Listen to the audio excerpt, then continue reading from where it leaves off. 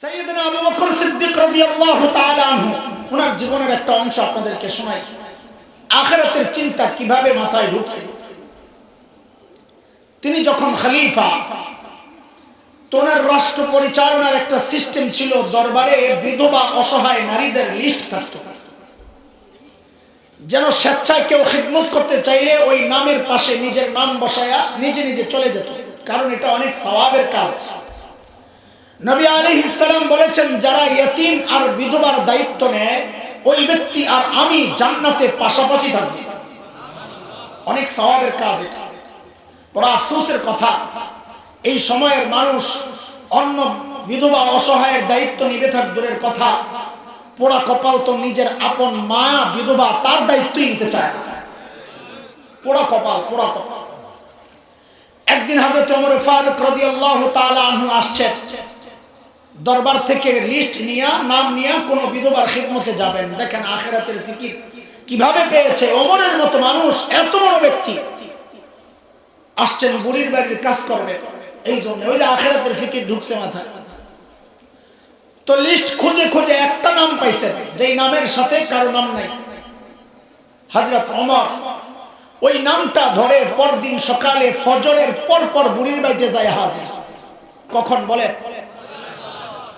কেন জিজ্ঞেস করতেছি? এটা কোরআনের সিস্টেম, হাদিসের সিস্টেম। কোন জরুরি কথা বলার আগে একটু প্রশ্ন করে নেওয়া, চূড়ান্ত মনোযোগী বানানোর জন্য।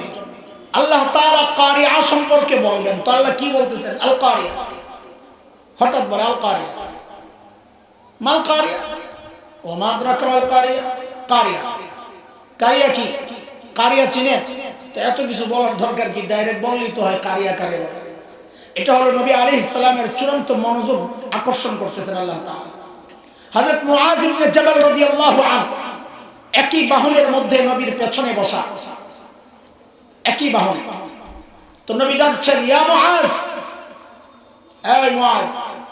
হযরত মুআয জবাব দিলেন, লাব্বাইকা ওয়া সা'দাইকা ইয়া রাসূলুল্লাহ, আমি হাজির। নবী আবার ডাকলেন, ইয়া মুআয। হযরত মুআয আবার বললেন, ইয়া রাসূলুল্লাহ, আমি হাজির। নবী আবার ডাকলেন, ইয়া মুআয। হযরত মুআয আবারও জবাব দিলেন, ইয়া রাসূলুল্লাহ, আমি হাজির।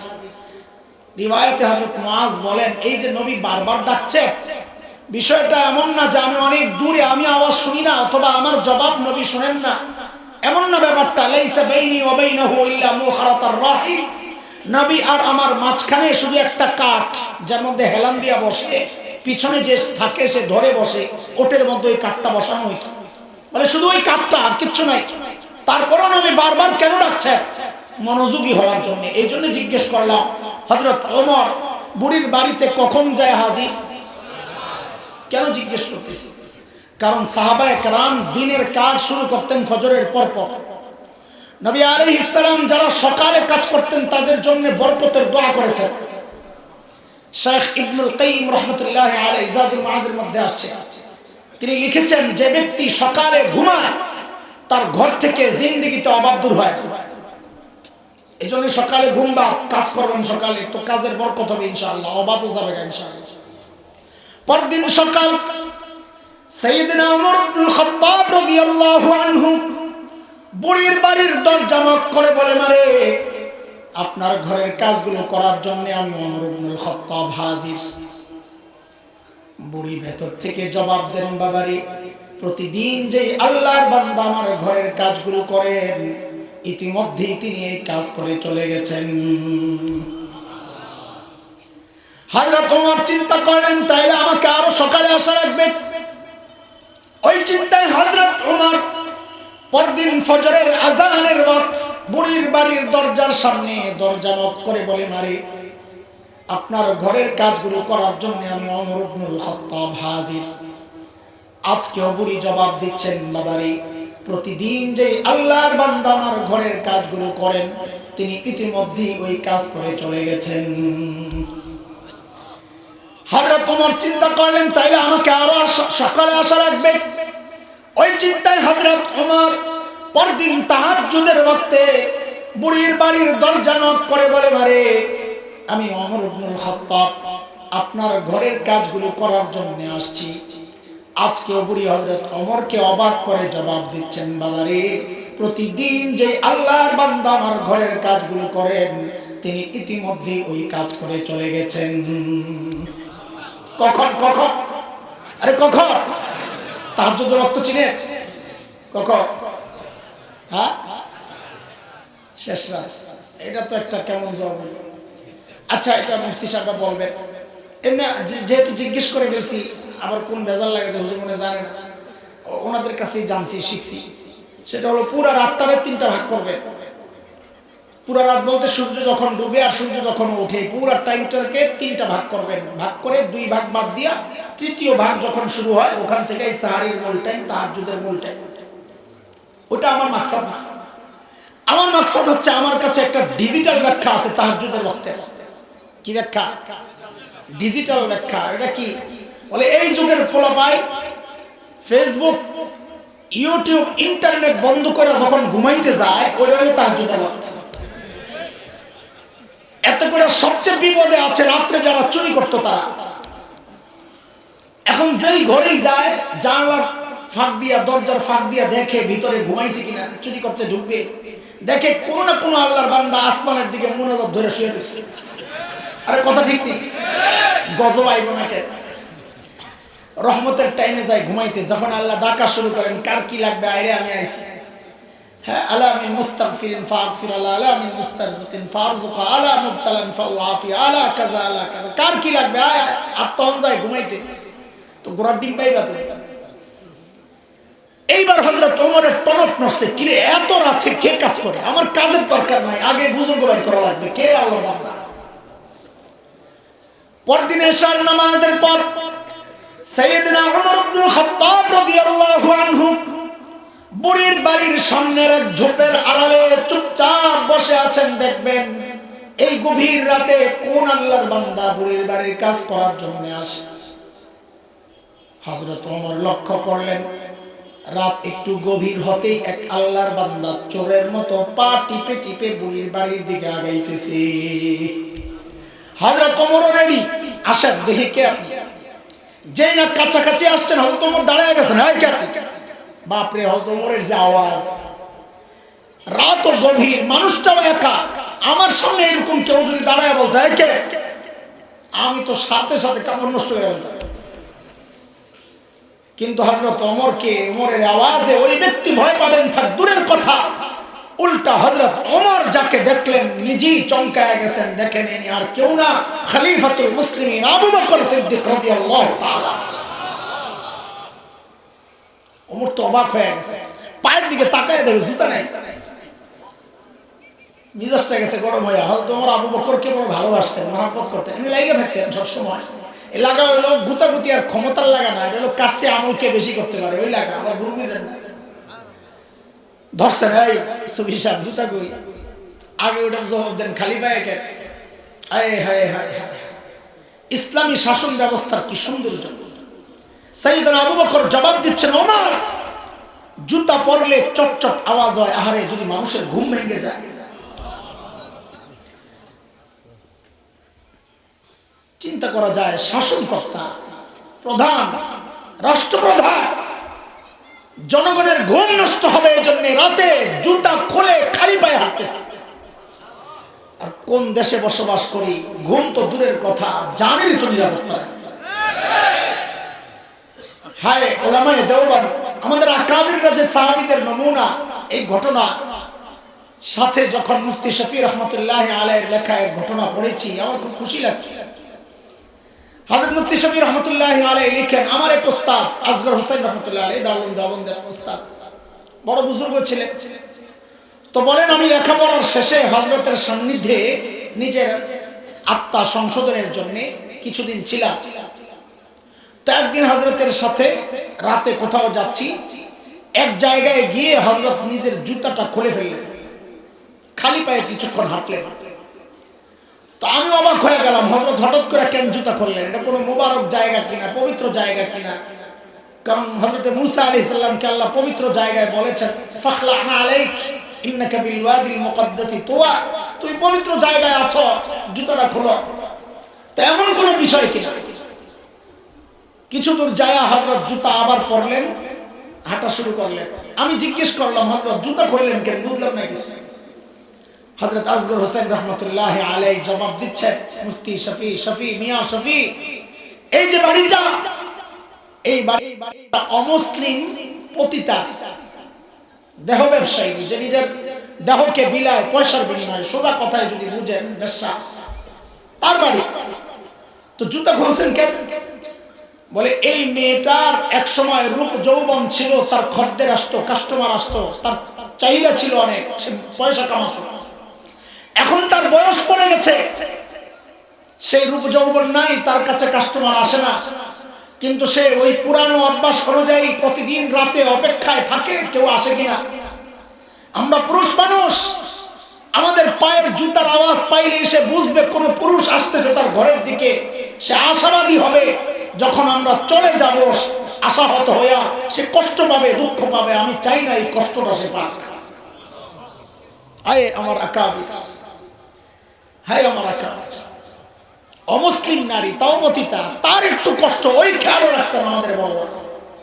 আর এখন আমি টয়লেট বানাই কোথায়? নিজের জায়গার শেষ সীমানায় আরেকজনের ঘরের কোনায়। গন্ধ যা আছে ওই বেটা খাক, আমি বেঁচে যাই। যদি জিজ্ঞেস করে কিরে তোর টয়লেট বানানোর আর জায়গা নেই, তোর জায়গায় বানাইছি বেটা। এর নাম ইসলাম না দোস্ত, এর নাম ইসলাম। যাই হোক, হযরত ওমর ধরছেন, আবু বকর এত রাতে আপনি আসছেন কেন? সারাদিন প্রশাসনিক কাজে ব্যস্ত থাকেন, রাতে একটু আরাম করবেন, তা না আপনি আসছেন খেদমতের জন্য, কাজের জন্য। কেন রে ভাই, আমরা নাই? আমরা কি মরে গেছি? সাইয়েদনা আবু বকর কি জবাব দিলেন দোস্ত, ওই জবাবটাই আমার বয়ান। ওই জবাবটা ছোট্ট কথা, ওই জবাবটাই বয়ান। তবে ওই জবাবটা এখন দেব না। কেন? কারণ জবাবটার ওজন কত এটা বুঝতে হলে আগে আবু বকরের ওজন বুঝা লাগবে। আবু বকর কত বড় মানুষ, ব্যক্তির ওজনের উপর কথার ওজন ওঠানামা করে। রাস্তায় হাঁটছেন, এক ভিক্ষুকের সাথে সাক্ষাৎ, আপনাকে ডেকে বললো এই কালকে একটু দেখা করো, তোমাকে খুশি করে দিব। তা আপনি মনে মনে উপহাসের হাসি হাসবেন, নিজে ভিক্ষা করে খায় আবার আমারে খুশি করে। কিন্তু যদি একই কথা এলাকার এমপি সাহেব হাসান মাহমুদ সাহেব যদি বলেন এই কালকে দেখা করো, খুশি করে দিব, তখনও কি উপহাসের হাসি হাসবেন না আশাবাদী হবেন? দেখেন, একই কথা, ব্যক্তির ওজন বেড়ে গেছে তো কথারও ওজন বেড়ে গেছে। কথা কিন্তু একটা। সাইয়েদনা আবু বকর কি জবাব দিলেন? বলে জবাবটা পরে আসতেছি। কেন? জবাবের ওজন কত এটা বুঝতে হলে আগে আবু বকরের ওজন বুঝা লাগবে। একদিন আম্মা জান আয়েশা রাদিয়াল্লাহু তাআলা আনহা মদিনার স্বচ্ছ পরিষ্কার আকাশের দিকে তাকিয়ে তাকিয়ে দেখেন লক্ষ লক্ষ নক্ষত্র দেখা যায়। আম্মা জানের মনে একটা জিজ্ঞাসা, কৌতূহল। নবীকে এসে জিজ্ঞেস করেন, ইয়া রাসূলুল্লাহ, আপনার উম্মতের মধ্যে এমন কেউ কি আছে যার আমলের পরিমাণ ওই নক্ষত্রের চেয়ে বেশি? কেউ কি আছেন ইয়া রাসূলুল্লাহ? আল্লাহর হাবিব বলেন, আয়েশা আছে একজন। কয়জন? আম্মা জান তো মনে মনে খুশি, জানি তো একজন কে, আমার আব্বাই তো, আবু বকরই তো। আর কে? বলে জানলে জিজ্ঞেস করছো কেন? বলে এটা দুনিয়ার সব মেয়েদের স্বভাব, সব মেয়েরাই চায় স্বামীর মুখ দিয়ে একটু শ্বশুর বাড়ি বাবার বাড়ির প্রশংসা শুনতে। কথা ঠিক নেই? একদিন খালি বদনাম করে দেখবেন এক সপ্তাহ তরকারি আর কিছু মজা হয়। হ্যাঁ ঠিক আছে কথা। এই বিপদে খালি আমি একাই না, আরো আছে। অনেক খুশি না, বেডি করে সাইজ করতেছি যে আমি তো পারি না, হুজুরের দিয়ে কাম সারতেছি আজকে। তাই না? বোকা বোকা, সাইজ তোমারে করা হয়েছে, তুমি টের পাও নাই কেন? তার মা বাবার প্রশংসা করলে তার ভালো লাগে, বদনাম করলে কষ্ট লাগে। এটাই তো হওয়া দরকার। পোড়া কপাল তো তুই গাধা। এই বউ যখন তোর মা বাবার বদনাম তোর কানে ঢুকায় তখন তোর কষ্ট লাগে না, বরং বউয়ের কথা শুই না যায় মা বাবার সাথে খারাপ আচরণ করস। অসভ্য, অসভ্য তো তুই। আম্মা জান তো আশায় বসে রয়েছে নবী আবু বকরের নাম বলবেন। নবী বলেন, আয়েশা, আমার যে উম্মতের আমল ওই নক্ষত্রের চেয়ে বেশি, সে হচ্ছে ওমর ইবনুল খাত্তাব। এবার আম্মা জানের চেহারার কি অবস্থা? একে তো নিজের বাপের নাম বলেন নাই, আবার বলছেন নবী সতীনের বাপের নাম। বাপরে বাপ, হযরত ওমর সতীনের বাপ না? আম্মা জান হাফসা রাদিয়াল্লাহু তাআলা আনহার বাবা। আম্মা জানের চেহারাটা একদম মলিন হয়ে গেছে। নবী তো চেহারা দেখে বুঝছেন আয়েশার ভিতরে গন্ডগোল চলতেছে। মানুষের চেহারা দেখলে বোঝা যায়, ইংরেজিতে একটা কথা বলে, face is the index of mind. মানুষের ভিতরে কি কাজ করে এটা তার চেহারায় ফুটে ওঠে। আল্লাহ রাসূল তো বুঝছেন আয়েশার ভিতরে গন্ডগোল চলতেছে, তো নবী সান্ত্বনা দিচ্ছেন, আয়েশা তুই ভেবেছিলা তোমার বাবার নাম বলবো, তাই না আয়েশা? আরে আয়েশা শোনো শোনো, তোমার বাবা আবু বকরের হিসাবটাই তো আলাদা। আমার গোটা উম্মতের আমল যদি এক পাল্লায় রাখা হয়, আর একা তোমার বাবা আবু বকরের আমল যদি আরেক পাল্লায় রাখা হয়, তো আবু বকরের আমলের পাল্লা ভারী হয়ে যাবে। আবু বকরের মর্যাদা। একদিন হযরত ওমর আসছেন, এসে বলেন, আবু বকর দোস্ত আপনার সাথে একটা লেনদেন করতে চাই। আবু বকর বলে, কি লেনদেন করবেন আপনি? আমার কি আছে, কি নিবেন করেন। আবু বকর, আমি আমার সারা জিন্দেগীর আমল, কে বলতেছে? ওমর রাদিয়াল্লাহু আনহু। আমার সারা জিন্দেগীর আমল আবু বকর আমি আপনাকে দিতে চাই, সব দিয়ে দাও। আবু বকর বলছে চিন্তায়, কিরে ওমর এত ভালো মানুষ, সারা জিন্দেগি উনি আমার সাথে আমল নিয়ে করলেন প্রতিযোগিতা, আর এখন বলে সব দিয়ে দিবেন। আরে ভাই এখানে কোনো গাপলা আছে কথায়? আবু বকর মানুষ সরল সোজা, কিন্তু ব্যাককন্ত না। সরল সোজার ব্যাককল এক জিনিস। হযরত উলামায়ে কেরামের চেহারার দিকে তাকায় দেখেন, কোনো একেবারে যেন দুনিয়ার কিচ্ছু বুঝে না, আর পাবলিক মনে করে আসলেই বুঝে না। আসলে তো সরল সোজা। আর যার সিনায় কোরআন আর হাদিসের জটিল জটিল মাসআলা যিনি ধারণ করেছেন, সে বোকার ব্যাককল হতে পারে না। যে মনে করে সে ডাবল ব্যাককল। কথা বলে ঠিক? আমাদের একজন বড় মুফাসসির ছিলেন আল্লামা মুস্তাফা আল হুসাইনি রাহমাতুল্লাহি আলাইহি। শুনছেন নি আপনারা? না হুজুর আসছেন নি কখনো এলাকায়? আচ্ছা রাঙ্গনি আসছেন হুজুর বলছেন। অনেক বড় মুফাসসির ছিলেন আল্লামা ওলিপুরি দামাত বারাকাতুহুল আলিয়ার লেভেলের। উনি যেই টাইমে হিরো, ওই টাইমে তো ফেসবুক ছিল না, এই জন্য আপনারা চিনেন। মূল সমস্যা এই জায়গায়। তো মুস্তাফা আল হুসাইনিকে দেখতে তো একেবারে সাদাসিধা।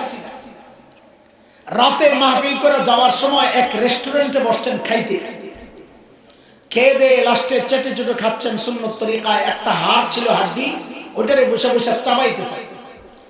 পাশের টেবিলে এক ভদ্রলোক বসে বসে চা খায়। কি খায়? কি খায়? দুনিয়া এমন বহু মানুষ আছে যারা মৌলবি দেখলে এদের চুলকানি শুরু হয়। এই কথা কও। দাড়ি টুপি দেখলে অ্যালার্জি আসে, চুলকায়। কথা বলে? ওই বেটা ওই ক্যাটাগরির। যেই না দেখছে হুজুর হাড্ডি চাবাইতেছে, মনে মনে চিন্তা করতেছে হুজুরে যাই একটু সাইজ করে। চায়ের কাপটা হাতে নিয়ে হুজুরের টেবিলের সামনে দাঁড়ায় বলে, এক্সকিউজ মি। হুজুর বলে, ইয়েস বলেন। বলে, একটা কথা জানতে চাই। বলে, বলেন। বলে, আচ্ছা হুজুর, আপনাদের এলাকায় কুকুরে কি খায়? ওই যে হুজুর যে হাড্ডি চাবাইতেছে, বদমাইশে হুজুরের কুকুর বানায় দিছে। নাউজুবিল্লাহ। বলে, হুজুর আপনাদের এলাকায় কুকুরে কি খায়? এত মনে করছে এই প্রশ্ন করার পর হুজুর কাঁদতে কাঁদতে নাকের পানি চোখের পানি একাকার করে মনে হয় কাঁদতে কাঁদতে বেহুশ হয়ে পড়েছে। কিন্তু এত টের পায় নাই, এই যে বিমরুলের বাসায় হাত দিছে। যেই না জিজ্ঞেস করছে হুজুর আপনাদের এলাকায় কুকুরে কি খায়, হুজুরের এর দিকে না তাকায় হাড্ডি চাবায় আর আস্তে করে বলে, আমাদের এলাকায় কুকুরে চা খায়।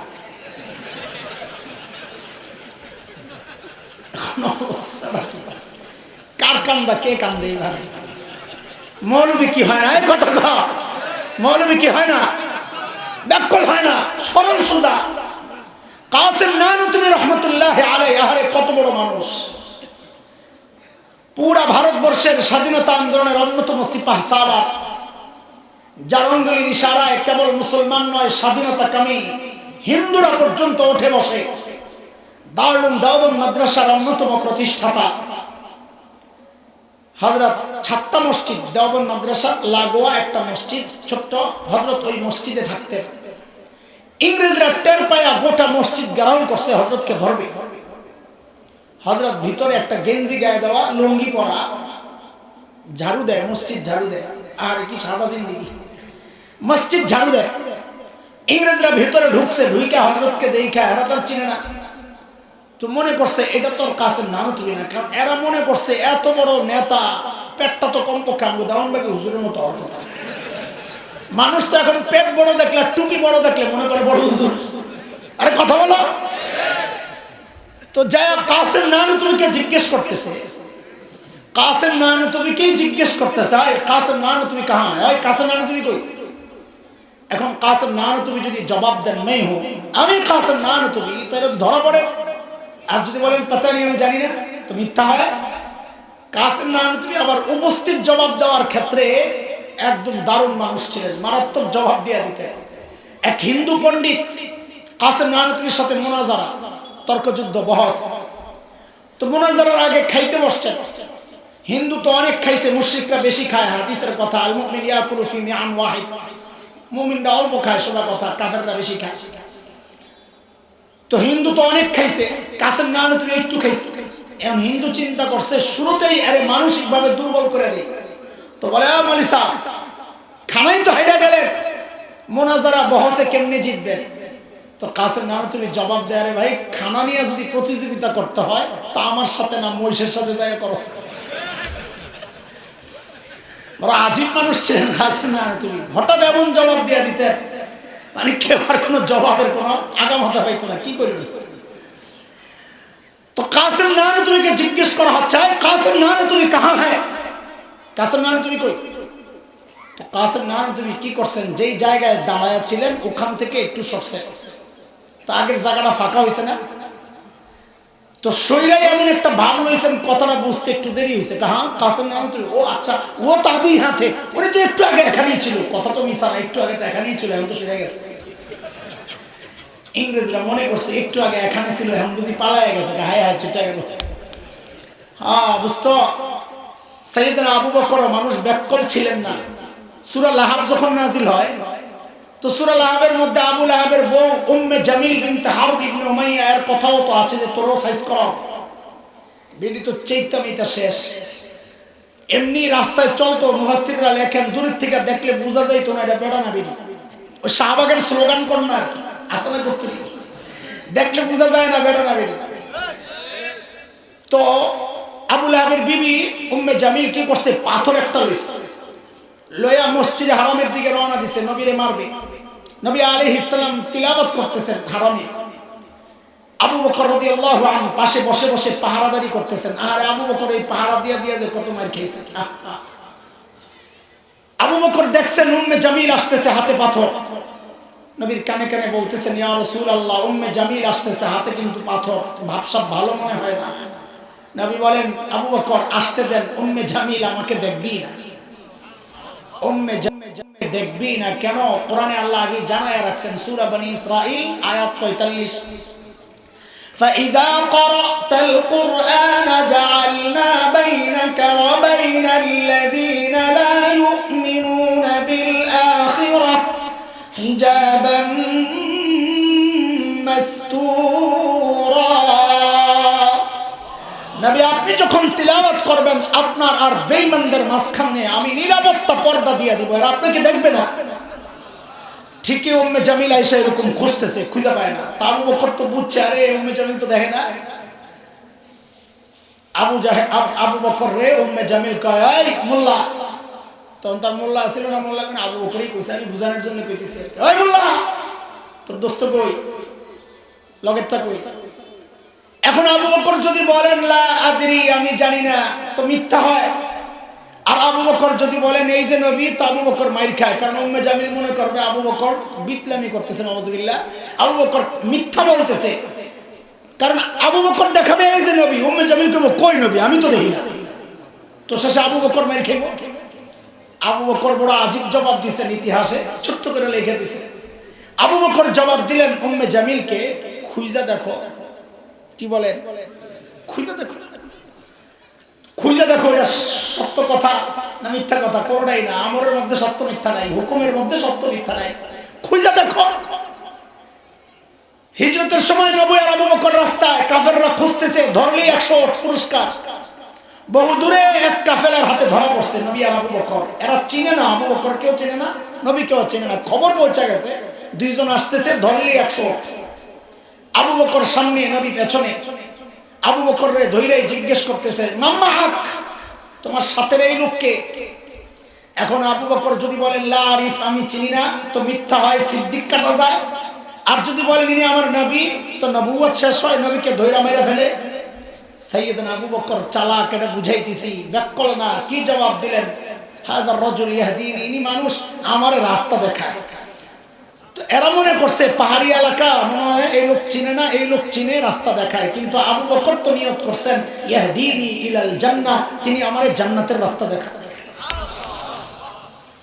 আবু বকর মানুষ ব্যাককল ছিলেন না, সরল সোজা। বুঝে আসছেনি কথা? মৌলবী কি হয় না? ব্যাককল হয় না, কি হয়? আরে সরল সোজা হয়, কথা বলো। কি হয়? সরল সোজা হয়, ব্যাককল হয়। আবু বকর বলেন, ওমর সব আমল আমারে দিয়ে দিবেন। ভাই একটু ছোট্ট করে বলেন না, আমার কি দেওয়া লাগবে এটা আগে বল। ওমর বলে, আবু বকর বেশি কিছু চাই না, অল্প। বলে অল্পটা কি? কই যে সাউর গুহায় 3 দিন যে নবীর সাথে ছিলেন, ওই 3 দিন আমাকে দিয়ে দিবেন, আমি আমার সারা জিন্দেগীর আমল আপনাকে দিয়ে দেব। কয়দিন? কয়দিন? আবু বকরের কয়দিন? ওমরের কয়দিন? সারা জীবন। হিসাব মিলে। কিন্তু এই 3 দিনে সাইয়েদনা ওমর কি বুঝলেন গোমর, যে এই 3 দিনের দাম আমার সারা জীবনের চেয়ে বেশি। কি সেটা? গোমরটা একটু বোঝা দরকার। আমি খালি ঘড়ির দিকে তাকাই, এই সিপা সাপা ঢুকবো কিনা, কারণ চোরা গলি ঢুকলে আবার দায়িত্ব দেরি লাগে। গোমরটা একটু বুঝবেন আপনারা, বোঝা দরকার। চলেন সুর গুহায় যাই। সাউর গুহায় যাই। গুহার ভেতরে নবী আর আবু বকর। আচ্ছা, গুহার ভেতরে পরে ঢুকেন, গুহার মুখটা আগে একটু বন্ধ করে আসে। আপনারা তো কত ওয়াজ শুনেন, আজকে ওয়াজের পরীক্ষা। কি ওয়াজ শুনছেন আর কতটা মুখস্থ রাখছেন দেখি? বলেন তো, গুহার মুখের মধ্যে কে কে বাসা বানাইছিল? মাকড়সার, কবুতর। সঠিক উত্তরদাতাকে আজকের এই ইসলামী সম্মেলন সংস্থার পক্ষ থেকে পুরস্কার দেওয়া হবে, যে সঠিক উত্তর দিতে পারবে।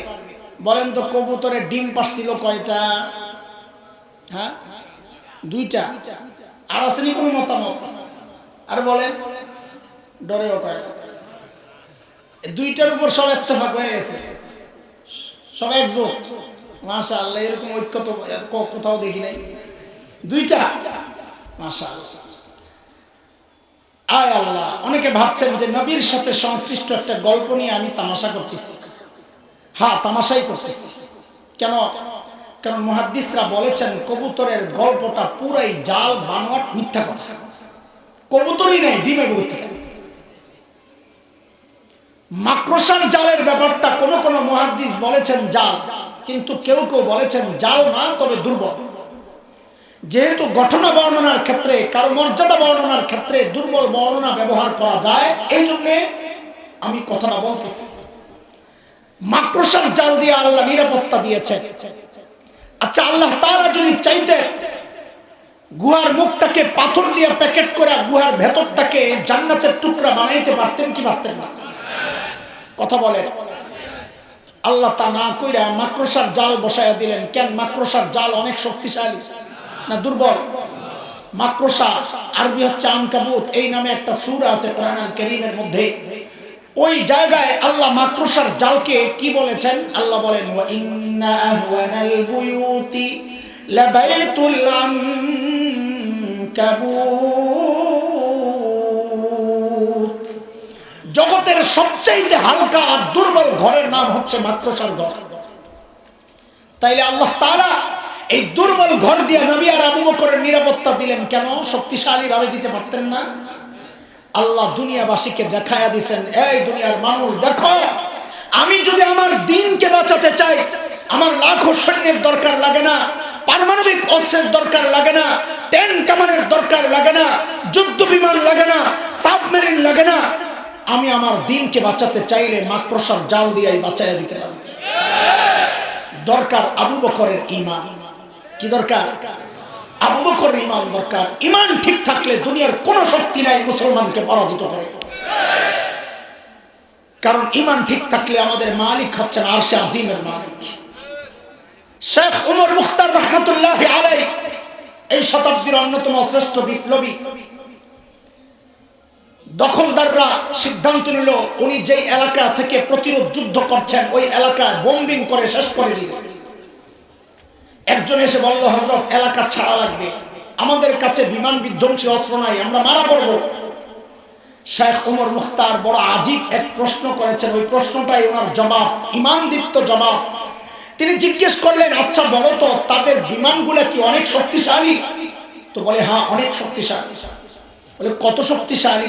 ওই বিমানগুলা আরশের উপরে দিয়ে যায় না আরশের নিচে দিয়ে যায়? তো যিনি কথা বলতেছেন তিনি হাসতেছেন, হাই কি বলেন আপনি, কোথায় আরশ, কোথায় সাত আসমান, কোথায় মহাশূন্য, এর কত নিচে দিয়ে ওই বিমানগুলা যায়? তো শেখ ওমর মুখতার বলেন, তাইলে ভয় পায় লাভ কি? তাইলে আর ভয় পায় লাভ কি? যদি আরশের উপর দিয়ে যেত তাইলে আমি ভয় পেতাম যে আমাকে রক্ষা করবেন যে আরশের মালিক। বম যদি একটা তার উপর পড়ে, তিনি যদি মারা যান তো আমারে বাঁচাবে কে? যেহেতু আরশের নিচে দিয়েই যাবে, আমার কোনো টেনশন নাই, যার মালিক আছে তার কোনো টেনশন নাই। এরা দোস্ত, তিনি মূলত সূরা আত-তাওবার শেষ আয়াতের তরজমা শুনাইছেন। আল্লাহ তাআলা ওই আয়াতের মাধ্যমে প্রিয় হাবিব সাল্লাল্লাহু আলাইহি ওয়াসাল্লামকে সান্ত্বনা দিয়েছেন। আল্লাহ বলেন, ফাইন তাওয়াল্লাউ ফাকুল হাসবিয়াল্লাহ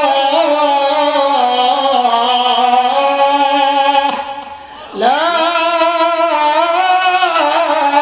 ইলাহা ইল্লাহু আলাইহি তাওয়াক্কালতু ওয়া হুয়া রাব্বুল আরশিল আযীম।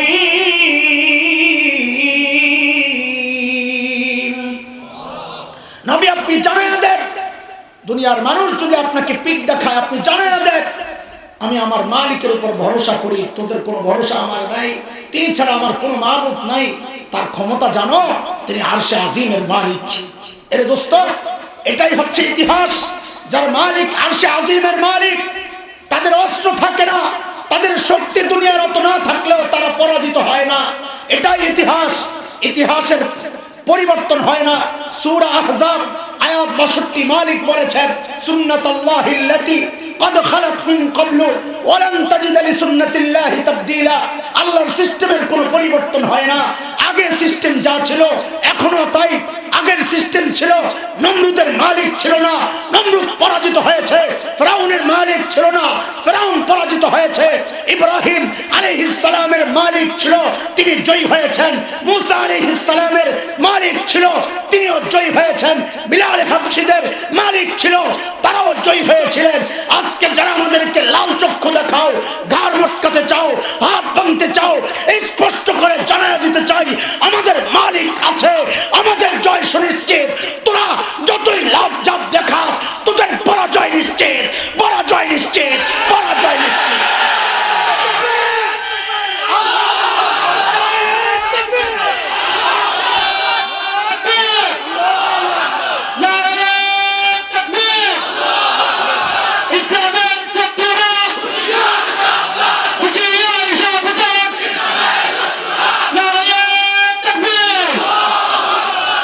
আজকে যারা আলেমদের হাত ভাঙতে চাও, ঘাড় মটকাতে চাও, কিছু হলে লাল চক্ষু দেখাও, রক্ত চক্ষু দেখাও, শুনে রাখো আমাদের 1400 বছরের ইতিহাস।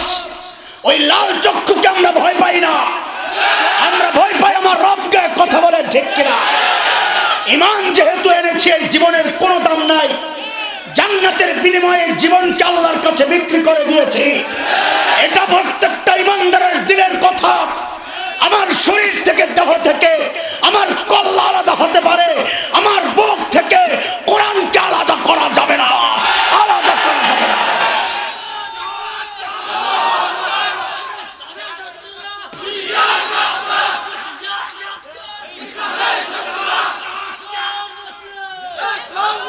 আজকে আমার দেশের উপর শকুনের চোখ পড়েছে, শকুনের আনাগোনা পরিলক্ষিত হচ্ছে। দালালে ভরে গেছে দেশ, খোদার কসম পালাতে পারবে না শেষমেশ। এই জমিনের ইঞ্চি ইঞ্চি মাটিকে সোনার চাইতে খাঁটি মনে করি। কথা বলে কেন? জমিনের নিচে গ্যাস হয়, তেল হয়, এই জন্যে ফসল হয়, এই জন্যে। আরে না, এই জমিনকে ভালোবাসি এই জন্যে, কারণ এই জমিন শাহজালালের জিহাদের সাক্ষী। এই জমিন হযরত হাফিজের চোখের পানির সাক্ষী। এই জমিন কারি ইব্রাহিমের জিকিরের সাক্ষী। এই জমিন আল্লামা আহমদ শফির আন্দোলনের সাক্ষী। কথা বলেন ঠিক কিনা? এই জমিনের ইঞ্চি ইঞ্চি মাটি রক্ষায়, মানচিত্র রক্ষায়, ঈমান রক্ষায় রক্ষায়, ঈমান রক্ষায় যদি আরেকটি যুদ্ধের প্রয়োজন হয়, আবারও যুদ্ধ হবে, আবারও যুদ্ধ হবে।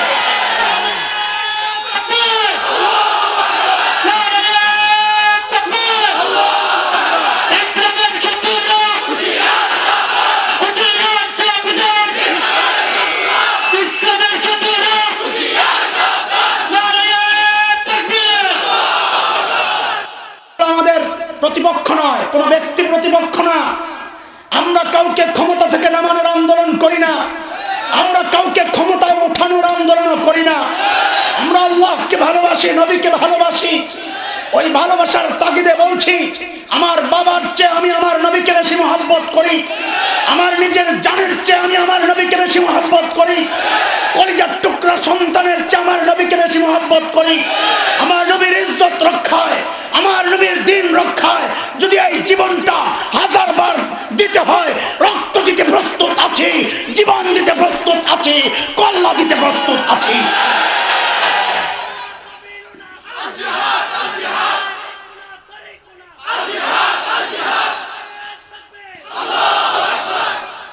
আল্লাহর হাবিব গুহার ভেতরে সাইয়েদনা আবু বকরের কোলে মাথা রেখে আরাম করতেছিলেন। নবী ঘুম থেকে উঠে দেখেন যে আবু বকরের চেহারার মধ্যে চিন্তার ছাপ। আরে দোস্ত, একটু বুঝে নেন, আবু বকরের চিন্তা কার জন্য? নিজের জন্য না নবীর জন্য? আরে আবু বকররা কোনোদিন নিজের চিন্তা করেন না। আরে ছোট্ট আসমার কথাই শোনো না। আল্লাহর হাবিব আর আবু বকর যখন গুহায়, হযরত আসমা ছোট্ট 7-8 বছর বয়স, প্রত্যেক দিন বকরি চড়ানোর বাহানা দিয়া দিয়া কোরসায় করে করে খাবার নিয়ে দিয়ে আসতেন। কোন জায়গায়? সাউর গুহায়। এটা ধারে কাছে দুইটা গুহা, একটা গাড়ে হেরা হেরা গুহা যেখানে ওহী আসছে, সাউর গুহা যেখানে নবী লুকাইছে। হেরা গুহা অনেক উঁচা, আমি উঠছি, ভিতরে ঢুকছি, কিন্তু সাউর গুহায় ওঠার জন্য কয়েকবার নিয়ত করছি, পাহাড়ের কিনারে যায় আর সাহস হয় না, এত উঁচা। উপরের মানুষগুলারে দেখা যায় যেন পিঁপড়ার লাইন, সাদা পিঁপড়ার লাইন। অথচ হযরতে আসমা প্রত্যেক দিন ওই জায়গায়। আর এখন তো পাহাড় কেটে কেটে সিঁড়ি তৈরি করা হচ্ছে, তখন তো সিঁড়িও ছিল না, এক পাথর থেকে লাফ দিয়ে আরেক পাথর এইভাবে। এই জন্য নবী মায়া করে হযরত আসমাকে ডাকতেন জাতুন কুরসাওয়ালি, মায়া করে ডাকতেন। একদিন আল্লাহর হাবিব লক্ষ্য করলেন হযরত আসমার কপাল ফাটা। নবী জিজ্ঞেস করলেন, হে আসমা, কই পড়ে গিয়েছিলা?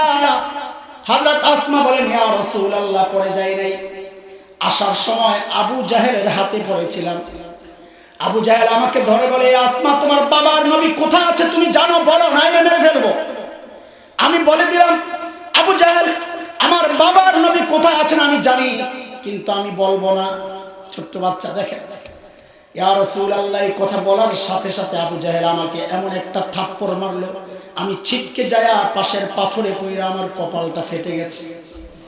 আমি যখন সোজা হয়ে দাঁড়াই, আবু জাহেল এসে আমার গলা টিপে ধরছে, বলে, আসমা, এখনো সময় আছে, বলো নবী কোথায় আছে, নাইলে তোমার গলা টিপে হত্যা করব। ইয়া রাসূলুল্লাহ, আমি আবু জাহেলকে জানায়া দিলাম, আবু জাহেল, শুনেন, আপনি আমারে মারতে তো পারবেন, কিন্তু শুনে রাখেন, আমাকে আপনার হাওয়ালা করতে পারবো, কিন্তু আমার নবীকে আমি আপনার হাওয়ালা করব না। এটা তো প্রত্যেকটা আশিক রাসূলের প্রাণের কথা বল, ঠিক কিনা? আমরা আমাদের জীবনকে নবীর ইজ্জত রক্ষায় হাওয়ালা তো করতে পারবো, কিন্তু আমার নবীর ইজ্জত কোনো কুলাঙ্গারের কাছে হাওয়ালা করব না, ইনশাআল্লাহ। রাজি আছি ইনশাআল্লাহ? বলো, রাজি আছি ইনশাআল্লাহ? আল্লাহর হাবিব জিজ্ঞেস করেন, আবু বকর, আপনার চেহারা এত চিন্তা কেন? কিসের চিন্তা করতেছেন? সাইয়েদনা আবু বকর বলেন, ইয়া রাসূলুল্লাহ, ওই যে গুহার মুখের দিকে তাকায়া দেখেন, কাফেররা গুহার মুখের চারপাশে হাঁটতেছে। ইয়া রাসূলুল্লাহ, লাউ আন্না আহাদাহুম ইয়ানজুরু ইলা কদামাইহি, তাদের যে কেউ একজন যদি গুহার মুখ না খালি নিজেদের পায়ের দিকেও তাকায়, ওগো আল্লাহর হাবিব, আমাদেরকে দেখে ফেলবেন। আল্লাহর রাসূল সান্ত্বনা দিচ্ছেন, এই আবু বকর, আপনি কি ভেবেছেন গুহার ভেতরে খালি আমি আর আপনি, আর কেউ নাই আমাদের সাথে? না আবু বকর, না, আপনি টেনশন করেন না, আমাদের সাথে আল্লাহ আছে। এই সান্ত্বনার কথাটা আল্লাহর এত পছন্দ হয়েছে, আল্লাহ তাআলা কোরআনুল কারীমের সূরা তাওবার একটা আয়াতের টুকরা বানায়া নাযিল করে দিয়েছেন। মালিক বলেন, ইযহুমা ফিল গার ইয়াকুলু লিসাহিবিহি লা তাহজান ইন্নাল্লাহা মা'ানা। আল্লাহ বলেন দুইজন যখন গুহায়, একজন যখন তার সঙ্গীকে বললেন, হে মুসলমান খেয়াল করেন, নবী যখন আবু বকরকে বললেন, আল্লাহ ওইটা বলেন নাই, আল্লাহ বলতেছেন ইয ইয়াকুলু লিসাহিবি, একজন যখন তার সাহাবীকে বললেন। মুহাক্কিকরা বলেন দেখো দেখো দেখো কারবার দেখো, আবু বকরের মর্যাদা দেখো। আল্লাহ তাআলা আবু বকর যে নবীর সাহাবী, আল্লাহ স্বীকৃতি দিয়ে দিয়েছেন, সুবহানাল্লাহ। এই জন্য আবু বকরের সাহাবিয়তকে কেউ অস্বীকার করলে কাফের হয়ে যাবে, কারণ সে কোরআনকে অস্বীকার করছে। বিষয় এটা না ওমরের গোমর এই জায়গায়, এটা একটা মর্যাদার দিক তুলে ধরলাম। ওমরের গোমর পরের জায়গায়। নবী বলেন আবু বকর আপনি ঘাবড়ায়েন না, ইন্নাল্লাহা মা'ানা, আবু বকর আল্লাহ আমাদের সাথে আছেন। ওমর কয় খাইছে রে, কি কারবার, নবীর সাথে আমার সম্পর্কের লেভেলটা কি, আবু বকরের লেভেল কি। ওমর চিন্তা করেন যে নবীর সাথে আমার সম্পর্কের লেভেলটা হচ্ছে, নবী বলেছেন লাউ কানা বা'দি নাবিয়্যুন লাকানা উমর, আমার পর যদি কেউ নবী হতো তো কে হতো, বলেন বলেন কে হতো। কি বোঝা যায় এই হাদিস কি প্রমাণ করে, মর্যাদা বেশি কার, ওমরের না আবু বকরের? কার? ওমরের। নবী তো বলেন নাই আমার পর কেউ নবী হলে আবু বকর হতো, এটা তো বলেন নাই। কি বলছেন? আমার পর কেউ নবী হলে কে হতো? ওমর হতো। হায় আল্লাহ, এই হাদিস আমি যখন শুনি প্রথম আমারই তো মাথা ঘুরে গেছে, কিরে নবী আবু বকরের মর্যাদার চেয়ে ওমরকে বেশি মর্যাদা দিলেন। অথচ আহলুস সুন্নাহ ওয়াল জামাতের সবাই এই মত একমত, নবীদের পর গোটা মানব ইতিহাসের সর্বশ্রেষ্ঠ মানুষ হচ্ছেন আবু বকর। অথচ নবীর হাদিস প্রমাণ করে মর্যাদা বেশি কার? ওমরের। অনেকদিন এই প্রশ্ন আমার মাথায় ঘুরে। আমাদের আকাবির আসলাফদের কিতাবের এই এক মজা, পড়লে বহু প্রশ্নের উত্তর এমনি বেরিয়ে যায়। হাকিম উম্মত মুজাদ্দিদ মিল্লাত হযরত মাওলানা আশরাফ আলী থানভী রাহমাতুল্লাহি আলাইহির মালফুজাতে এই জবাব আসছে যে না না, এই হাদিসও প্রমাণ করে মর্যাদা ওমরের না আবু বকরেরই বেশি। এই গুমর বুঝেছেন ওমর কি গুমর সেটা। নবী বলেন ওমর আপনার সাথে আমার সম্পর্কের লেভেলটা হচ্ছে বাদিয়তের, আমি আগে আপনি। আর নবী কি বলেছেন? আমার পরে যদি কেউ নবী হতো তো কে হতো? না আমার সাথে সাথে। বলেন সাথে সাথে বলছেন না আগে আর পরে? আরে কথা তো বলেন, আগে আর নবী আগে ওমর। ওমর কয় সারা জিন্দেগি আমল কইরা নবীর কাছ থেকে স্বীকৃতি পাইলাম। নবী বলেন ওমর আপনার সাথে আমার সম্পর্কটা হচ্ছে বাদিয়তের, আগে আর পরে, আমি আগে আর আপনি পরে। আর আবু বকর 3 দিন গুহায় থাইকে কি মুকুট পায়া গেছে, নবী আবু বকরকে বলতেছেন ও আবু বকর আপনার সাথে আমার সম্পর্কের লেভেলটা ওমরের মতো বাদিয়তের না, মা'না মাইয়তের। আমি আগে আপনি পরে তা না, এটা ওমরের সাথে সম্পর্ক, আমি আগে ওমর পরে, কিন্তু আপনার সাথে সম্পর্ক মা'না মাইয়তের পাশাপাশি, সাথে সাথে সাথে সাথে। ওমর কয় আমার বাদিয়তের মুকুট লাগবো না, আগে আর পরে মুকুট লাগবো না। আবু বকর আমার সারা জিন্দেগির আমল আপনি লয়ে যান, আমার ওই 3 দিন দিয়ে দেন। এই গোমর কি আবু বকর বুঝেন নাই? আগেই তো বুঝায় আসছে আবু বকর মানুষ ব্যাকল না, সরল সোজা। সাইয়েদনা আবু বকর কি জবাব দিলেন? আরে আজ থেকে 10-12 বছর আগে আমাদের হাকিমুল ইসলাম কারি তাইয়্যিব রাহমাতুল্লাহি আলাইহির এক লেখা এই জবাবটা পাইয়া আমি সাথে সাথে ওয়াল্লাহি সাথে সাথে কেঁদে ফেলছি। আরে কি মানুষ আবু বকর, কি মানুষ আবু বকর। সাইয়েদনা আবু বকর জবাব দিচ্ছেন ওমর আরে ভাই বলেন কি, আপনি কি বলেন? এই 3 দিন যদি আপনারে দিয়ে দেই তো আমার জীবনের পুঁজি আর থাকে কি, আর জীবনে করছি কি, আমার পুঁজি তো এই 3 দিন, আর নাই তো কিচ্ছু। হায় আল্লাহ, আবু বকর বলে জীবনে কিচ্ছু করতে পারে নাই, এই 3 দিনই বলে পুঁজি জীবনের। আর আমি আপনি ভাবতেছি জীবনে কত কিছু করছি, অথচ আবু বকর কি না করছেন নবীর জন্য, কি না করছেন, কি না করছেন। হিজরতের রাতে নবী খালি যায় দরজায় টোকা মারছেন। আরে আশেকে রাসূলরা কাকে বলে দেখো, নবী খালি দরজায় টোকা মারছেন, সাথে সাথে দরজা খুলে গেছে।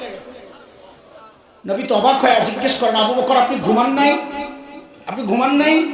তা আবু বকর বলেন ইয়া রাসূলুল্লাহ ওই যে 6 মাস আগে বলেছিলেন যে মক্কা ছাড়তে হবে, আমাকে সাথে থাকতে হবে ইয়া রাসূলুল্লাহ, এরপর থেকে আজ পর্যন্ত কোনোদিন এই পিঠকে বিছানার সাথে লাগাই নাই। তাহলে ঘুমান নাই? ইয়া রাসূলুল্লাহ ঘুমাইছি ঘুমাইছি। এই দরজাকে বালিশ বানাইয়া দাঁড়ায়া দাঁড়ায়া ঘুমাইছি। সেই আবু বকর বলতেছেন, ওমর এই 3 দিন যদি আপনাকে দিয়ে দিই আমার পুঁজি থাকে কি? আমি তো কিছু করতে পারি না এই জীবনে। আয় মালিক, আবু বকরের মর্যাদা শোনাই দিছি দোস্ত। শেষ একটা কথা শোনায় আমি ফিনিশিং এ চলে যাব। তাবুকের যুদ্ধ, আবু বকরের মর্যাদার আর একটা দিক শোনায় ফিনিশিং এ চলে যাব। তাবুকের যুদ্ধ, নবী আলাইহিস সালাম চাঁদা চেয়েছে। এই যে আমরা মাদ্রাসাওয়ালারা চাঁদা চাইলে অনেকের চোখ বড় বড় হয়ে যায়, আমাদেরকে টিটকারি করে, বিদ্রুপ করে। আরে সাধারণ মানুষ থেকে চাঁদা আইনা দ্বীনি কাজ করা এটা নবীর সুন্নাহ। যে চাঁদা নিয়ে ঠাট্টা করে সে নবীর সুন্নাহ নিয়ে ঠাট্টা করে। নবী আলাইহিস সালাম চাঁদা চেয়েছেন, এই কার কাছে কি আছে নিয়ে আসো। আজকে ওমর বড় খুশি, আবু বকরকে হারাইয়া দিবে। সারা জিন্দেগীর মিশন ওনার এটা, আবু বকরকে কেমনে হারাইবে। দৌড়ায় বাড়িতে গেছে, যায়া ঘরে যা ছিল সব নামাইয়া 2 ভাগ করছে। 1 ভাগ ঘরে রেখে আসছে, আরেক ভাগ গাট্টি করে নবীর দরবারে নিয়ে আসছে। ইয়া রাসূলুল্লাহ, আমার চাঁদা। নবী জিজ্ঞেস করেন, ওমর কি নিয়ে আসছে? কি জিজ্ঞেস করছেন আমার সাথে বলেন? ওমর কি নিয়ে আসছে? কি জিজ্ঞেস করলে? ওমর বলেন, বলেন, আবার বলেন। কথাটা মনে রাখেন, পরে কাজে লাগবে। হযরত ওমর জবাব দেন, ইয়া রাসূলুল্লাহ, ঘরে যা ছিল অর্ধেক আনছি, অর্ধেক রাইখে আসছে। ঠিক আছে। এইবার আবু বকরের পালা। ওমর অপেক্ষা করতেছেন, নবী অপেক্ষা করতেছে, আবু বকর কি নিয়ে আসে। আহারে সাইয়েদনা আবু বকর আনবেন কি? নাই তো কিচ্ছু। আবু বকর আসতেছেন, নবীও তাকায় রয়েছেন, আহারে আমার আবু বকর আসতেছে। ওমরও তাকায় আছে। আমার কাছে লাগে ওমরের ভিতরে ভিতরে একটা অবস্থা তৈরি হয়েছে যে আজকে একটা স্লোগান হবে, জিতিল রে জিতিল, ওমর জিতিল। এটা ভাবলে হায় হায়। সাইয়েদনা আবু বকর পোটলা, ছোট্ট পোটলা নিয়ে আসতেছে। ও ভাই, বর্ণনার আকপিস মিলাইলে যা বোঝা যায় ওই পোটলার ভেতরে ছিল সাইয়েদনা আবু বকরের গায়ের জামা কাপড়গুলা। বলে তাহলে পড়ছেন কি? কি পয়রা আসছে? রিওয়ায়াতের এতটুকু অংশ দুর্বল। দেখেন, যেটা দুর্বল আমরা বলে দিব, যেটা জাল বানোয়াট বলে দিব। আপনাদের সাথে খেয়ানত করবো না আমরা। রিওয়ায়াতের এতটুকু অংশ দুর্বল যে সাইয়েদনা আবু বকর ঘরে একটা চাটাই ছিল, ওইটাকে গায়ে জড়াইছে। জড়াইয়া কি করছেন? আহারে এই কথাও আসছে, খেজুর গাছের কাঁটা দিয়া সাইয়েদনা আবু বকর ওই চাটাইয়ের বুতাম বানাইছে। খেজুর গাছের কাঁটা দিয়া নবী আলাইহিস সালামের সামনে ওই চাঁদা পেশ করছেন। ইয়া রাসূলুল্লাহ, আমার চাঁদা। আল্লাহর হাবিব জিজ্ঞেস করতেছেন, আবু বকর ঘরে কি রাইখা আসছে? ওমরকে কি জিজ্ঞেস করছিলেন? ওমর কি আনছে? আবু বকরের বেলায় নবী প্রশ্ন ঘুরাইয়া দিয়েছেন, কয় আবু বকর ঘরে কি রাইখা আসছে? সাইয়েদনা ওমর মনে মনে বেজার, কই গেল দোস্তের জন্য নবী প্রশ্ন ঘুরাইয়া দিয়েছে। আমি তো আজকেও হাইরা গেলাম, কেন? আমি তো ঘরে অর্ধেক রাইখা আসছি, আবু বকর বইলা মনে হয় না। সাইয়েদনা আবু বকর কি জবাব দিলেন? আরে আবু বকরের জবাব কি শুনবা? আগে আবু বকরের ছোট্ট মেয়ে আসমার জবাব তো শুনবো। নবী আর আবু বকর যখন হিজরত করে মদিনার পথে, আবু বকর তো গাট্টিতে কইরা স্বর্ণ মুদ্রা ঘরে যা ছিল সব নিয়ে নিছে। আবু বকরের বাবা হযরতে আবু কুহাফা রাদিয়াল্লাহু আনহু তখনও মুসলমান হন নাই, তিনি মক্কা বিজয়ের দিন মুসলমান হয়েছেন। তো আবু কুহাফা আবু বকরের উপর মহা খেপা, ছেলে মুসলমান হয়ে গেছে, বাড়িতে আসে না, খোঁজ খবর লয় না। কিন্তু আবু বকর যে চলে গেছে, এখন তো নাতিপুতির জন্য মায়া তো লাগতেছে। বড় ছেলে আব্দুর রহমান, তিনিও তো মুসলমান হন নাই, তো এই বাচ্চাদের খবর লয় কে? তো দাদা তো এই জন্য খবর নিতে আসছে। আবু বকরের ঘরে আইসা হযরত আসমাকে ডাক দিয়া আবু কুহাফা জিজ্ঞেস করতেছেন, দাদু ভাই, বাবা তো মনে হয় ঘরে কিচ্ছু রাইখা যায় নাই, আম্মুকে জিজ্ঞেস করো না একটু কি লাগবে। দাদু ভাই দিয়ে যায়, কি লাগবে জিজ্ঞেস করো। হযরত আসমা কি জবাব দিলেন? ছোট্ট বাচ্চা, আরে কি পরিবার এটা। হযরত আসমা জবাব দিচ্ছেন, দাদু ভাই আপনি কোনো টেনশন করেন না, আব্বা ঘরে যথেষ্ট পরিমাণ রেখে গেছে, আব্বা ঘরে যথেষ্ট পরিমাণ রেখে গেছে। হযরত আবু কুহাফা চলে গেছে, রাস্তায় যায় মাথায় আসছে, আরে আমার ছেলে আবু বকরকে আমি চিনি, যেই লেভেলের পাগল, এ বুঝি আবার যথেষ্ট পরিমাণ রেখা যাবে। এই কথাটার মধ্যে কেমন কেমন জানি লাগতেছে। হযরত আবু কুহাফা আবার ফেরত আসছে, আয়েশা হযরত আসমাকে জিজ্ঞেস করতেছেন, দাদু ভাই একটু বলো না যথেষ্ট পরিমাণ কি রেখে গেছেন, একটু বলো না। হযরত আসমা জবাব দিচ্ছেন, দাদু ভাই আব্বা যাওয়ার সময় ঘরে আল্লাহ আর তার রাসূলকে রেখে গেছে, আমাদের জন্য এটাই যথেষ্ট, আপনি টেনশন করেন না। ছোট্ট বাচ্চা আসমা যদি এই জবাব দেয় তো বাবা আবু বকরের জবাব কি হইতে পারে? সাইয়েদনা আবু বকর জবাব দিচ্ছেন, ইয়া রাসূলুল্লাহ, ওই যে ঘরের বেড়াগুলো খেজুর পাতার বেড়া, ওগো আল্লাহর হাবিব, আসার সময় বেড়াগুলারে থাপড়ায়া থাপড়ায়া আসছি। কেন? মাঝে মধ্যে সুই গেঁথে রাখতাম, সুই যেন একটা সুই পর্যন্ত ঘরে থেকে না যায়, ওই সুইটা যেন আমার কোনো মুজাহিদ ভাইয়ের কাজে আসে। ওগো আল্লাহর হাবিব, আসার সময় ঘরে একটা সুই রাইখা আসি নাই, কেবল আল্লাহ আর তার রাসূলকে রাইখা আসছি। আবু বকরের মর্যাদা শুনাইতেছি, খেয়াল করেন। এর মধ্যে জিবরাইল আমিন হাজির, নবীকে সালাম দিয়ে বলছেন, ইয়া রাসূলুল্লাহ, আল্লাহ আবু বকরকে সালাম পাঠাইছেন। আরে দোস্ত, নবী যেমন আবু বকরের বেলায় প্রশ্ন ঘুরাইয়া দিয়েছেন, আল্লাহর প্রশ্ন উল্টা। আমি আপনি ইবাদত করি কাকে খুশি করার জন্য? কাকে? কাকে? জিবরাইল আমিন বলেন, ইয়া রাসূলুল্লাহ, আল্লাহ জানতে চেয়েছেন, আল্লাহ জানতে চেয়েছেন, আল্লাহ তো আবু বকরের উপর রাজি, আল্লাহ তো আবু বকরের উপর রাজি। আল্লাহ জানতে চেয়েছেন আবু বকর আল্লাহর উপর রাজি কিনা। এত কষ্টে থাইকা আবু বকর আল্লাহর উপর আবার নারাজ নেই। আল্লাহ তো জানেনি, আল্লাহ জানেন, সবই জানেন, তাও চাচ্ছেন আবু বকর মুখ দিয়ে বলুক। সাইয়েদনা আবু বকর এই কথা শুই নাই, বাচ্চাদের মতো হাউমাউ করে কান্না শুরু করছেন, ইয়া রাসূলুল্লাহ, আমি আমার রবের উপর রাজি, ইয়া রাসূলুল্লাহ, আমি আমার মালিকের উপর রাজি, ইয়া রাসূলুল্লাহ। এর দোস্ত, এই হচ্ছেন আবু বকর। এত বড় মানুষটা ওই যে বুড়ির বাড়িতে গভীর রাতে কাজ করার জন্য গেছিল, মনে আছে কথা? হযরত ওমর যখন ধরছেন, এই আবু বকর, আপনি কেন আসছেন? এত বড় মানুষ। আবু বকর জবাব কি দিচ্ছেন? আবু বকর জবাব দিচ্ছেন, ওমর, এই কাজগুলো আপনাকে দিলেও পারতাম, আপনাদেরকে দিলেও পারতাম, কিন্তু ভাই আমি কি আমার আখিরাত কামাই করব না? এই মালিক, আমি কি আমার আখিরাত কামাইব না? আবু বকরের এত বড় মানুষ, আখিরাত কামাইয়ের এত ফিকির। হযরত ওমর কত বড় মানুষ। এক হাদিস তো শোনালা, নবী বলেছেন ওমর আমার পরে নবী হলে ওমর হতো। এক হাদিসে নবী বলেছেন ওমরু ফিল জান্নাহ, ওমর জান্নাতি। আমি আপনি হকের উপর চললে বলা হয় লোকটা হকপন্থী। ওমর সম্পর্কে নবী বলেছেন উল্টা, দারাল হাক্কু হাইসু দারা, ওমর যেদিকে যায় হক তার পেছনে পেছনে যায়। মানে ওমর হকপন্থী না, বরং হক ওমরপন্থী। এত বড় মানুষ ওমর। নবী আলাইহিস সালাম যখন মেরাজে জান্নাতে গিয়েছিলেন ভ্রমণে, জান্নাত থেকে ফেরত এসে নবী বলেছেন, আহারে জান্নাতে আমি ওমরের বাড়িটা দেখছি। নবী উচ্ছ্বাস প্রকাশ করছেন, আনন্দ প্রকাশ করছেন যে জান্নাতে ওমরের বাড়িটা দেখছি, আরে কি সুন্দর বাড়ি। আমার দিল চাইছিল একটু বাড়ির ভেতরে ঢুকি, কিন্তু ওমরের যে গায়রত, ওমরের যে আত্মমর্যাদা বোধ, প্রেস্টিজ, অনুমতি ছাড়া তো ঢোকা যায় না কারো ঘরে। কোরআনের নির্দেশনা, সূরা নূর, ইয়া আইয়ুহাল্লাযীনা আমানু লা তাদখুলু বুয়ুতান গায়রা বুয়ুতিকুম হাত্তা তাস্তানিসু ওয়া তুসাল্লিমু আলা আহলিহা।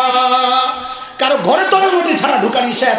ওমর যদি ঢুকলে মাইন্ড করে, এই জন্য আমি ঢুকি নাই।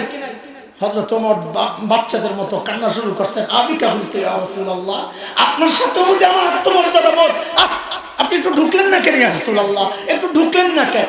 এত বড় মানুষ ওমর, অথচ আখিরাতের ফিকিরের কি অবস্থা, আখিরাতের চিন্তা কিভাবে করেছেন।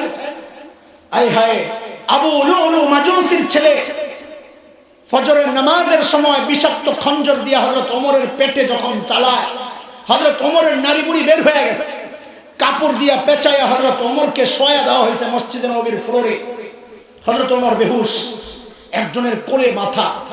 হঠাৎ একটু হুশ ফিরছে হযরত ওমরের, নামাজের খবর নিছে। ওই কঠিন মুহূর্ত দরজার কাছে এক যুবক দাঁড়ায় আছে কাপড় টাকনোর নিচে। ওই মুহূর্ত ডাক দিছেন, এই কাপড় উপরে ওঠাও। দিনের ব্যাপারে হয়তো ওমর কত সিরিয়াস ছিলেন। ওই মানুষটা অর্ধ জাহান যিনি শাসন করেছেন, জান্নাতের সুসংবাদ পাওয়া মানুষ, ওই অবস্থায় ওই কোল থেকে মাথাটাকে নামায়া মসজিদে নববীর ফ্লোরে নিয়ে রাখছেন মাথাটা। কেন? এই মসজিদে নববীর ফ্লোর কি পাকা ছিল, টাইলস করা ছিল, মোজাইক করা ছিল? আর বলেন না কি ছিল? মাটি। মাটি। এত বড় মানুষ ওমর মাথাটা নিয়ে মাটির উপর রাখছেন, গালগুলাকে মাটির সাথে হযরত ওমর এইভাবে ঘষতেছেন আর কাঁদতেছেন, ঘষতেছেন আর কাঁদতেছেন আর বলতেছেন, ওয়াইলুল লাকা ইয়া ওমর ইন লাম ইয়াগফির লাকা রাব্বুক। ওমর, তোমার রব যদি তোমাকে ক্ষমা না করে ওমর তোমার জন্য ভয়ঙ্কর বিপদ কিন্তু অপেক্ষা করতেছে। এত বড় মানুষ ওমরের আখিরাতের এইরকম ফিকির, সাইয়েদনা আবু বকর এত বড় মানুষ অথচ আখিরাতের ফিকিরের কি অবস্থা ছিল। সাইয়েদনা আবু বকর দূরে নির্জনে চলে যেতেন, একা একা চিৎকার করে করে কাঁদতেন আর নিজেকে ধিক্কার দিয়ে দিয়া বলতেন, ইয়াবনা আবি কুহাফা, এই আবু কুহাফার বেটা, তুই মানুষ কেন হইলি রে, তুই মানুষ কেন হইলি? এখন আল্লাহর সামনে তুই কেমনে দাঁড়াবি, কেমনে হিসাব দিবি? গাছের কাছে যায় যায় হযরত আবু বকর কাঁদতেন আর বলতেন, ইয়া লাইতানি কুনতু বারাকা, আমি মানুষ না হয়ে যদি গাছের ডালাপালা হইতাম, পাতা হইতাম, তাহলে আল্লাহর সামনে আমাকে দাঁড়াইতে হতো না। এত বড় মানুষ আবু বকরের আখিরাতের এইরকম ফিকির, ওমরের এইরকম ফিকির। আরে এইরকম ফিকির তো হওয়ার কথা ছিল আমার মতো জালিমের। অথচ আমাদের কারো চেহারার দিকে তাকাইলে মনে হয় না যে আমাদের আখিরাতের কোনো চিন্তা আছে, আমাদের মৃত্যুর কোনো ভয় আছে। কেন রে ভাই, তোমাকে আর আমাকে কে গ্যারান্টি দিল যে আমাদের মৃত্যু যন্ত্রণা হবে না? ওমর তো গ্যারান্টি পাওয়া মানুষ, আবু বকর তো গ্যারান্টি পাওয়া মানুষ। আমাকে তোমাকে কে গ্যারান্টি দিছে যে আমাদের কবরের আযাব হবে না? কে গ্যারান্টি দিছে বলো? ওমর তো গ্যারান্টি পাইছে ওমরুল জান্নাত, আবু বকর তো গ্যারান্টি পাইছে। আমাকে তোমাকে কে গ্যারান্টি দিছে যে আমাদের হাশরের পেরেশানি হবে না, আমাদের কবরের আযাব হবে না, আমরা জাহান্নামে যাব না, জান্নাত পাওয়া যাব? কে গ্যারান্টি দিল বলো? চুল পাইকা সাদা হয়ে গেছে, গুনাহ ছাড়তে পারি না। দাড়ি পাইকা সাদা হয়ে গেছে, গুনাহ ছাড়তে পারি না। অথচ মালিক ডেকে ডেকে বলতেছেন, আলাম ইয়ানিল্লাযিনা আমানু আন তাখশা কুলুবুহুম লিযিকরিল্লাহ। আল্লাহর ভয়ে কলিজা কাঁপা ওঠার সময় কি এখনো হয় নাই? তুমি কি ভাবতেছো তোমার মৃত্যু অনেক দেরি, প্রস্তুতি নিবা? আরে কে জানে এই মজলিসে এমন মানুষও আছে যার কাফনের কাপড় দোকানে চলে আসছে। এমনও তো হইতে পারে কালকে খবর পাইতে পারো এই যে বয়ান করছে মাওলানা হাসান জামিল তো দুনিয়ায় নাই, এই খবরও তো আসতে পারে। কেন এতটা উদাসীন হয়ে গেল? কেন এতটা উদাসীন হয়ে গেল? দুনিয়ার সবাই আমার টাইমের ভাগ পায়, ফেসবুক ভাগ পায়, ইউটিউব ভাগ পায়, খেলোয়াড়রা ভাগ পায়, বিবি বাচ্চা বন্ধু ভাগ পায়, শুধু ভাগ পায় না মালিক, শুধু ভাগ পায় না মালিক। অথচ একটা গাছ দাঁড়ায় আছে, তোমার কাছে মনে হয় আরে না গাছটা দাঁড়ায় নাই, দাঁড়ায় গাছটা তাসবিহ পড়তেছে মালিকের। কুকুর দেখলে তুমি তাড়ায়া দাও, তোমার খবর নাই কুকুরটা রুকুর হালতে মালিকের তাসবিহ পড়তেছে। সাপ বিচ্ছু পায়ে দিলে মেরে ফেলো, হ্যাঁ পিঁপড়া গুলা পায়ে দিলে মেরে ফেলো, তোমার খবর নাই এই সাপ বিচ্ছু পিঁপড়া গুলা সাজদার হালতে মালিকের তাসবিহ পড়তেছে। পড়ি না আমি আর তুমি পড়ি না, অথচ মালিক কত কত নিয়ামত দিয়ে আমার সাজায় রাখছে। এই জন্য দোস্ত মালিক বড় মায়া করে ডাক দিতেছেন, রে আমার বান্দা, সেই দিন যেন কাঁদতে না হয়, ইয়া লাইতানি কদ্দামতু লিহায়াতি, আমার এই জীবনের জন্য যদি কিছু আমল আগের থেকে পাঠাইতাম, প্রস্তুতি যদি নিতাম, তাইলে আর আমার আফসোস করা লাগতো না। ওই কান্না যেন কাঁদতে না হয়। মালিক আমাকে আপনাকে ডেকে ডেকে বলতেছেন, ইয়া আইয়ুহাল্লাযীনা আমানুত্তাকুল্লাহ ওয়াল তানজুর নাফসুম মা কদ্দামাত লিগাদিন ওয়াত্তাকুল্লাহ। প্রত্যেকটা মানুষের উচিত আখিরাত নিয়ে চিন্তা করা যে হ্যাঁ আমি আমার মালিকের সামনে কেমনে দাঁড়াবো, কি নিয়ে দাঁড়াবো, আমার পুঁজি কি। ভাই তোমাদের হালত তো আমার জানা নাই, আমার নিজের হালত আমার জানা। এই মুহূর্তে মালিক যদি বলে তোকে ডাকতে চাই, আমি বলবো মালিক আমি তো প্রস্তুত না, আমি তো প্রস্তুত না। গুনার বোঝা নেকি দেখানোর মতো কিচ্ছু নাই। আমল কয়টা করি তাও তো রিয়া আর ভেজালে ভরা। মুহতারাম হাজরিন, আমাকে চলে যেতে হবে, বিদায় দিতে হবে, না হয় আরো কিছু সময় আপনাদের সাথে কাটাতাম। আল্লাহ তাআলা যেন আপনাদের খেদমত করার জন্য বারবার আসার তৌফিক দেন, দোয়া চাই। আল্লাহ তাআলা যেন আমাকেও আখিরাতের প্রস্তুতি নেওয়ার তৌফিক দেন। আমিও মুসাফির, আপনাদের জন্য দোয়া করি আল্লাহ আপনাদেরকেও আখিরাতের প্রস্তুতি নেওয়ার তৌফিক দান করেন। আমিন আমিন। ওয়া আখিরু দাওয়ানা আলহামদুলিল্লাহ।